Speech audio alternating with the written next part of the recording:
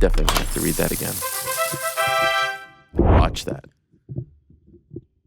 G City in the house. I'm liking this G City. G City, T City, my guy. Yeah. Shout out to Brian Ortega. Brian Ortega, yeah, one of the good guys in the game. One of the best. Now, I mean, the big news, of course, the 1.5. That's big. We've gone from big, 2.5 to 1. You told me minus 1.5. Yeah, I screwed that up. Wow. I still don't really know. Yeah. Shift. I mean, Bills to be favored in Kansas City would be nuts. I mean, we're moving in that direction. How mad would you be if I bet on the Chiefs? If I told you I had a future since the last Super Bowl ended on the Chiefs? Yeah. I mean, we didn't know each other. It would have felt like a betrayal had you just done it. But, you know, I got to give you a pass because we didn't know each other. You were still working overnights at game night, you know? Yeah. Well, I think we had worked together. I mean, it was more like, hey, you want to come on the show? Man. And I'm like, I really don't want to. Never. Yes. I'm busy. I'd rather not. Yes. Yeah. Oh, do you got the, what's that thing that they do? There's like that box at your house. Yeah, the Comrex. The Comrex fired it up. Dialing up. Yeah, oh, God. 224. Oh, God. Drive me insane. You still working on the porridge here? Yeah, I'm still working on it, as you can see right here. So what is it? It's just soup? What kind of soup was it? You don't know what porridge is? They don't have that down south? Porridge. It's like oatmeal. I think chili. Not chili at all. What are you talking about? Is chili considered a porridge? No. It's like oatmeal. Yeah, porridge. Goldilocks. That's what I think of. Oh, it's oatmeal. Yeah, I saw you dumping fruit into it. Yes. Well, you thought it was a soup? I thought it was like maybe like the butternut squash soup you had from the By the way, it's great. That's my favorite. If people want to know, I was doing a lot of the poke. We had a little bit of a mishap with the poke. And I was like, you know what? I need to start keeping it simple. So I didn't think you were going to bring that up. Oh, yeah, it was bad. And then I've gone porridge. And if they have the butternut squash soup, I like the butternut squash. Yeah. My favorite is matzo ball soup. We still Can we tell everyone what happened last week? You went to Katz's Deli. I think on my recommendation. No? Everybody's right. It's New York City. We just talked about it. Yeah. I mean, you type in best restaurants in New York, Katz always comes up. Yeah. You have mentioned it to me before, though. And you didn't get the soup. I didn't get the soup, man. It's crazy. I got the sandwich. The sandwich was like pastrami. $30. Yeah, who cares? I want pastrami. This is fine dining. Okay, 5-star Michelin. I'm on a producer's budget over here. Come on, producer's budget flying over. You listen. Cancel that trip to Indianapolis. Get the matzo ball soup next time. All right. Yeah. I can't believe hit me it. up, told me like Second Ave Deli. The Second Avenue Deli. Soup. Yeah, it's tremendous. It's better than Katz. Katz is, by the way. Katz is, yeah, Katz that is is. true. Yeah, great atmosphere in there. Oh, sandwiches. It's incredible. It's incredible. My good friend Renee Paquette was tweeting about matzo ball soup earlier today. Now I just keep thinking about it all show long. I'm thinking about the soup. I'm thinking about the porridge stuck in my throat. All kinds of things going on in my head. There's nothing. I have a rule. I go to a restaurant, even if I'm not in the mood. If there's matzo ball soup on it, I have to order it. Really?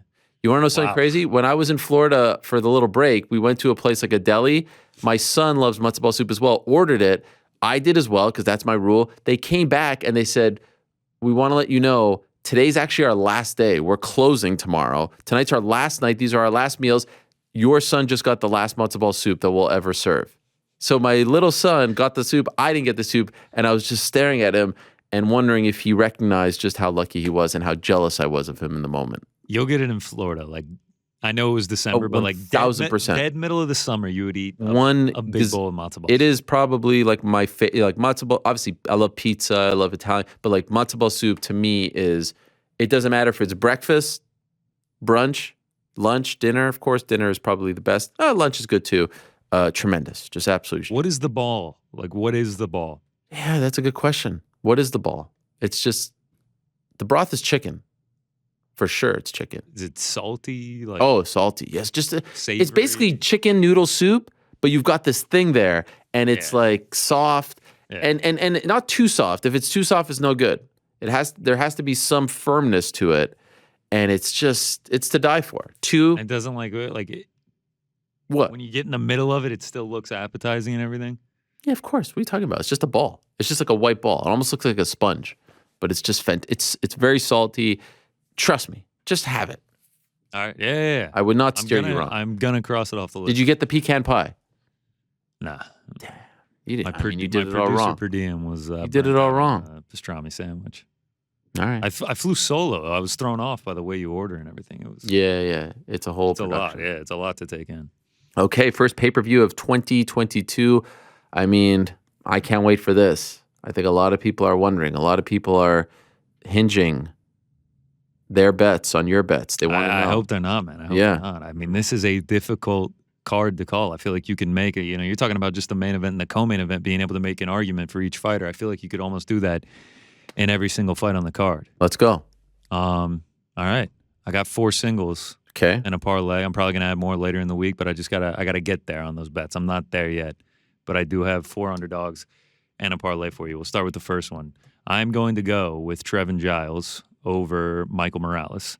Michael Morales, pretty impressive on Dana White's Contender Series. Dana White loves this guy. He said he's got huge potential, you know, future great in the sport. Might be a little early on saying all that. I mean, he does look talented. He's fighting on an interim with Brandon Moreno. He's going to have the height advantage here. I mean, he looked skilled. The biggest thing, though, he's just still so young. He's only 22 years old. I mean, looking it up, he was born in 1999. That's just, so crazy to see. This is going to be a big step up in competition and experience. Giles, I mean, he's fought some killers. Last time out, he gets knocked out by, tough name here, Dricus Duplessis. Yes, Dracus. Yeah. I mean, the dude's an animal, so you can't really blame him. Before that, though, I mean, he's on a 3-fight winning streak. Roman Dolidze, Bevan Lewis, James Krause. Not an easy, not the easiest 3 to get by. So I just think that experience, I think it's going to be a big step up for Michael Morales here. And getting him at dog odds, I mean, I am concerned about him moving to welterweight. First time ever he's going to be doing that. Fight IQ, sometimes he does put himself in bad situations. I'm hoping he doesn't do that here. But at the dog odds, man, I mean, he's facing a debutant, 22 years old. Last year, 88 fighters made their UFC debut in 2021, and they went 31-57. Wow. In those debuts. I think Michael Morales, he's gonna have a good UFC career. I think he really is gonna be able to put some stuff together, but I just think he's so young here, and the experience of Trevin Giles, I think he's gonna be able to get this one done. So I'm willing to take a dog shot on him at short plus 125 odds. Okay. That's quite the breakdown there. Yeah, Trevin Giles, I'm surprised I'm betting on him. The next one, I am also a little bit surprised I'm betting on him, but I got around to this one. I'm going to go with Wellington Turman. Okay, another dog. Another dog. I said 4 dogs at plus 225. I'm just going to take the dog shot on him. I really can't believe I'm saying that. But in a 22-fight pro career, he's never been subbed. BJJ black belt. Not saying a ton, but in 4 UFC fights, he's never been taken down. Not a ton of attempts on him, but he still hasn't been taken down. He's been training with Glover at his gym as well. You have to think that there's some improvements going on working with Glover Teixeira right now. And he should have the advantage on the feet if it stays standing, if he can avoid the takedowns, if he can avoid the submissions from Rodolfo Vieira. Also, Rodolfo, I mean, first of all, he's not a huge striker. I mean, he's got a pretty good jab, but not the best striker in the world. The gas tank has to concern you. I've seen a lot of people. There are quite a few people. I mean, I got it plus 225. That line is moving down. There are people that are on Wellington Turman here. And I've seen people like, how could you ever trust Wellington Turman? I mean, on the flip side, how could you really trust Rodolfo Vieira? I mean, he lost as a minus 500 favorite to Fluffy and get submitted. His, expertise, that's how he loses as a minus 500 favorite. So, I don't really know you could trust him. In a fight that could go either way, anything could happen in this one. There are avenues for victory for Wellington Turman. I'm willing to play the plus 225 on him. Throw a half unit. I'm throwing a half unit on all the dogs. Okay. And then these next 2. Uh-oh. It's the co-main. Uh-oh. And there the main it is. event. Wait, could we get a music? Could we get a little jingle, a little something? Not right now. I guess not. Not right now. Jeez. I mean, we have what is that? Reformatting my computer back there? The national anthem. The anthem. Yeah, we have the anthem. Okay, and everything, this is but big. I'm going to do it. Anything. Well, I mean, I feel like I already kind of gave it away. I said I'm taking 4 dogs. Yeah, but if someone's not, I don't know who's dog in that fight. Is it Figueiredo? Is it Moreno? Who the hell knows? Well, it's like you keep saying. I feel like these are pick'em fights. Yeah. In the co-main, I will be going with Davis and Figueiredo at plus 155. Wow. Now, I will say just from the jump in this, if he looks terrible from the weight cut, like if he just looks Friday's going to be big, on the scales, I will cash out. I have a cash out option. Oh, really? Yeah, with the books. The books offer cash out options. Oh, wow. Like if it is enough to scare me away. Feels like you're hedging. Well, it wouldn't be hedging. It would literally just be getting my money. Yeah, I know, but I mean, if he looks terrible. Yeah, I know. He's good. I mean, that did not look like Davison Figueiredo last time out. Like, he looked like He's had some issues. What is Moreno, by the way? Moreno, I mean, at DraftKings right now, I think he's minus 180. Okay. Which you feel like the way that he dominated so much last time out gets the finish, and now it's the same matchup. You would think he would be a bigger favorite than minus 180. Well, remember my stat that I love so much, right? I know. I thought about that. That's it does kind of make me. It does kind of make me going nervous. Against it. Now it doesn't often. I don't know if it works for Trilogy. I mean, it's very rare, if ever. I have to rack my brain. There's definitely one or two. I mean, DC and Stipe. DC and Stipe, right? Stipe lost the belt. Oh, actually, no. But DC fought Derek Lewis in between the second and third. Yeah. So I don't. There's someone's going to tell me right now, top of my head. Someone has definitely fought 3 times in a row. No, not Shamrock and Ortiz. Anyway, how many times has it happened? 3 consecutive fights, right? Yeah. And then in this case where it's like lost the belt. Well, actually, in this one is super weird because it was draw, lost the belt, and now we'll see here. Right, the draw with the point deduction and everything, and now we're getting this. I mean, Figueiredo, like, you have to think the back is against the wall. Like this, it's like now or never. I mean, you're 34 years old. You've lost the belt. If he doesn't get it back here, you know, you're going to have to give other people chances. You don't know when or if he's ever going to get another shot at the belt. Changes gyms. He goes to Arizona. He's training with Cejudo. I mean, he looks great from the Instagram pictures. That doesn't necessarily, you know. Does look great. Yeah, I mean, he looks great. If he has a successful cut, like he looks pretty good on the scales. He looks like he's going to be able to, you know, go out there and be the Davison Figueiredo that is 22-1 in his career. 2 losses, 1 draw. I know it kind of sounded like I said 22-1 there, but you have to think he's going to look better than he did in the second fight, and it might look closer to the first fight. Plus 155, I'm willing to take the dog shot on it. Listen, there's no right answer here. I'm with you on that. If you tell me you're taking Brandon Moreno, I really don't have an argument against you. If you tell me you're taking Ciro Gane, if you tell me you're taking Francis Ngannou, I don't really have an argument against you. I really think these are all coin flip fights. I think they are pick'em fights, and with that, I'll take the dog shot in them just because it's the better odds. I mean, I think they're going to be fantastic fights. I really do think they're going to be incredible. So my guy Alex Weber here, he always pops up. Here's my research on trilogies. No info on if they fought consecutively, but likely you know that piece. So actually, yeah, this is the shortest amount of time, according to Alex. I don't know how the hell he came up with these numbers. Shortest amount of time between, you know, the first fight and the third fight, 406 days. Number 2 and number 1 for all these years, 518 days between Tim Sylvia versus Andrei Arlovski 1, and number 3, and Cain Velasquez Jr. Dos Santos. That was the one I was thinking. The most recent one was 707. Now, DC and Stipe did fight 3 times in a row for Stipe, but not for DC. There's Liddell Couture, GSP Hughes. But yeah, 406 days, just a little over a year. Their first fight was back in December of 2020. I can't wait. I can't wait. It's going to be incredible. I hope that, I mean, perfect case scenario, it goes 5 rounds and it's just like an absolute war. I mean, I hope we get something much closer to the first fight than we did as opposed to the second one. And I think we're going to. Davison Figueiredo is like, he is a world-class fighter. Like, you have to think it's going to look a little bit different. Main event. Wow. So this means, I mean, just based on what you said, this means you're going with the champ. Yeah, I had to get there. I had to work through it mentally. But Did you change your mind? Oh my gosh, dude. I've went back. No, but like in the last 2 hours, I feel like the way you were talking before the show was you were leaning towards Cyril. Oh, no. You threw me a curveball. Oh, wow. Okay. All right. I mean, if you go online, if you're looking at Twitter, if you're looking at, you know, like cappers or whatever. Yeah, people love Cyril in this fight, right? They love Cyril. I mean, with good reason. Oh, of course, dude. He's incredible. I mean, he's elusive. He's so well-rounded. I mean, like, if you tell me you're taking Ciro Gane, I'm just, there's a very good chance you're going to win money taking him. But I will take Francis Ngannou. I will back the champ at dog odds. I'm going to go with it. I mean, no respect. 16 wins, all by finish. 8 first-round knockouts in the UFC. He's never been finished before. It's that it just takes one mentality, the puncher's chance. I mean, it might not work out for me. I'm not throwing a ton on it. I'm not throwing a ton on any of these dogs because I do think this is such a tough card to pick fights on. But I'm going to have a little investment on Francis Ngannou come Saturday evening. And something that this might be completely irrelevant, but I started thinking about it when you brought up the main event, like always holding. I started thinking about how many dogs have won recently in main events. If you go back all the way back to October 9th, the Mackenzie Dern, Marina Rodriguez, if you start there and come all the way to where we are now, 8 of the last 11, the dogs have won. Wow. And 4 straight, the dogs have won. Max Holloway, Usman, and Marvin Vettori, the only favorites to win in that time span. Wow. By the way, you Kinda just interesting. yeah, very interesting. You reminded me of something we were talking about, main events that have fallen through due to COVID. One of the first was Gilbert Burns and Usman. The reason why it didn't come to mind for me was because the replacement ended up being infinitely bigger, so it didn't feel like we lost out in terms of fights.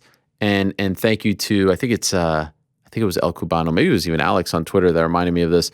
Alex Weber, Derek Lewis, Curtis Blades. Thanksgiving, not this past Thanksgiving, 2 Thanksgivings ago. Yeah, that fell through, and then they bumped up Anthony Smith. But what was interesting, like to me, so it still stands that no pay-per-view has had their main event fall through, and obviously, Right, like you like completely lose the fight. Yeah.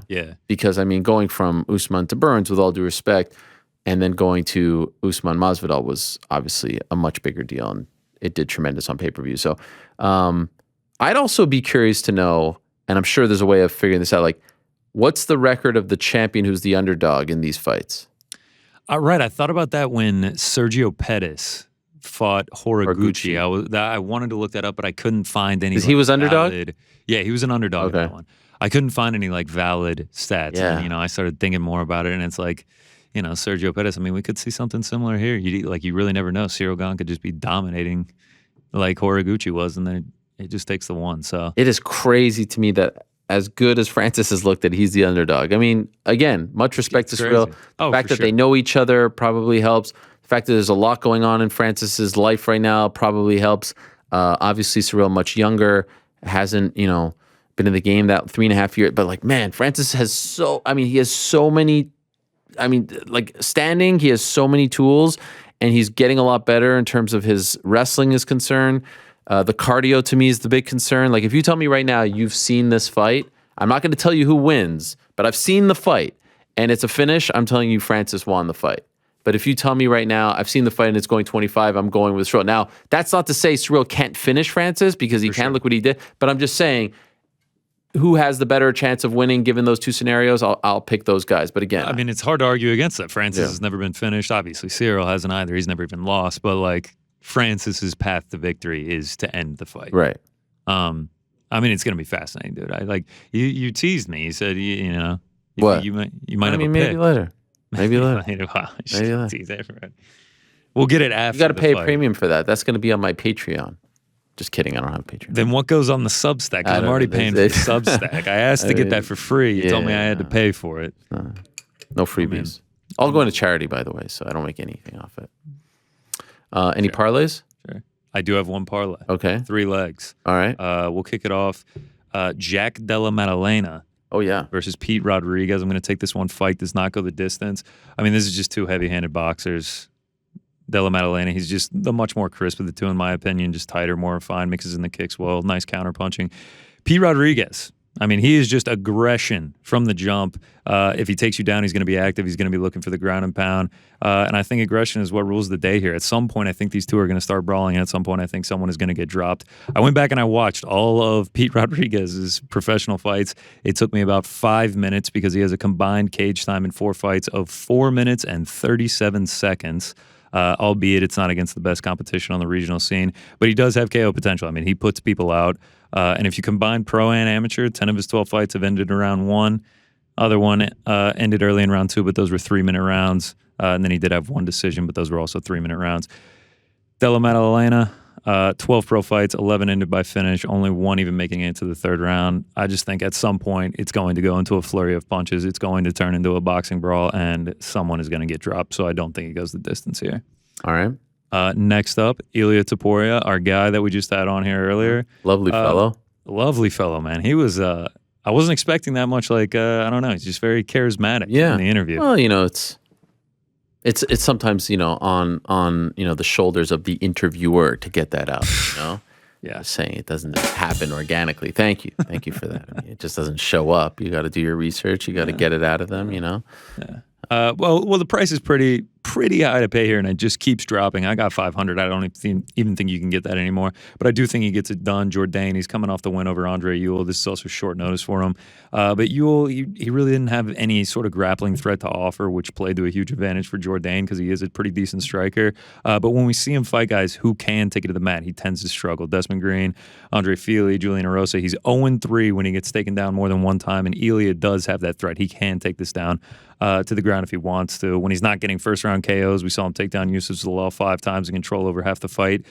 So I'd look for him to employ that game plan at some point. If not, he can stand and strike as well. He's very well-rounded. So, I mean, sub, KO, decision, any way it happens, I do think Poirier gets it done here.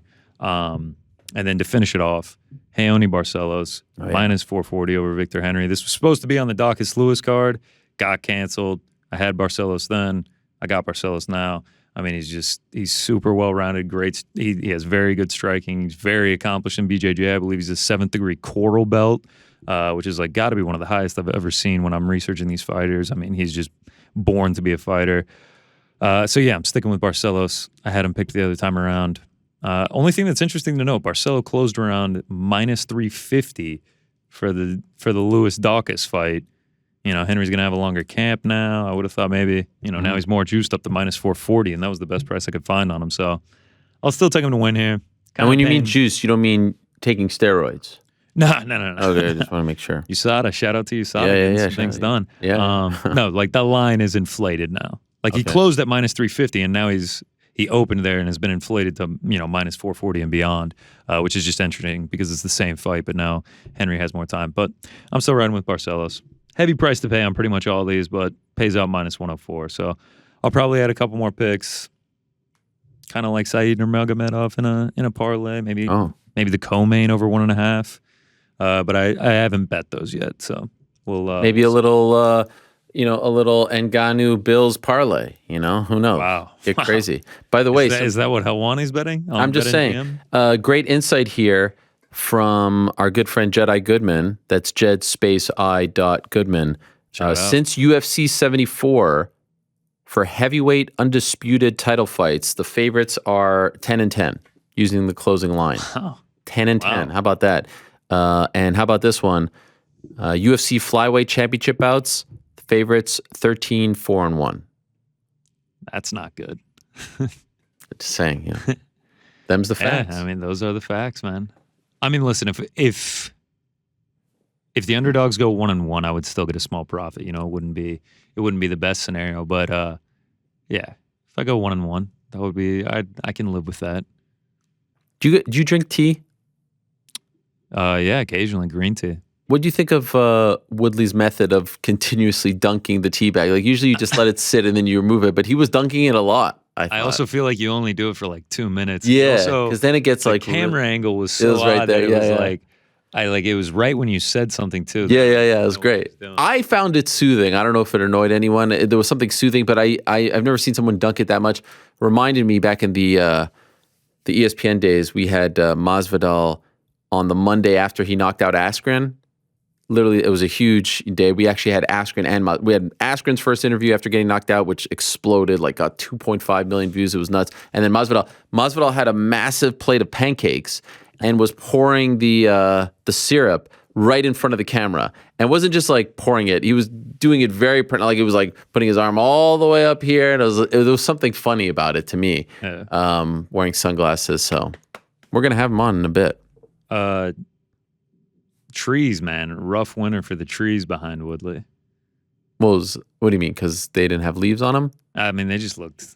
It looked scary outside his house. Well, he's in St. Louis. There were a couple of guys walking back there. I wasn't sure about that, but overall, I thought it was a good Woodley interview. All right. Well, good luck to you. Quick question for GC. Have you ever had like a fighter that looks great on paper and you're like ready to bet on them, and you're like, you know what? I'm gonna go for the other guy. Like maybe you're wrong. Oh, like I like it. Yeah, like it looks good. You've done the research. Like this is a good. Right, like I just fade myself. Exactly. No, I haven't done that on here, but I mean that might be smart. I don't gamble. I mean, this is good. This is good insight right here. It's a good follow up. That's great insight. Was that Ben Askren interview in person? Did he come to ESPN's campus? He has been, or he was, but that wasn't that one. I mean, I remember seeing him one time. Yeah, he came one time.